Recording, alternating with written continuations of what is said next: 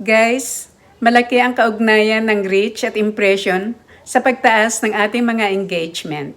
Like kung may newly uploaded video tayo, ay agad-agad ipinapakita ni Meta sa iba't ibang walls. At kung ang nasabing video ay nakita sa walls ng ating mga followers o non-followers, saka lang natin masasabing nakarating sa kanila o masabing reach, napanood man o hindi.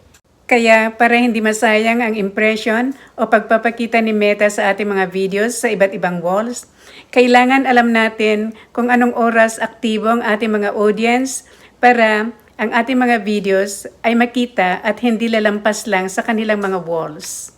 Kapag naman ang videos ay nakita, pinanood, nag-react, nag-comment, nag-share, saka lang tataas ang ating engagement. Pero kahit makita or konti lang ang manood, ititigil ni Meta ang pagpapakita sa ating mga videos sa iba't ibang wall.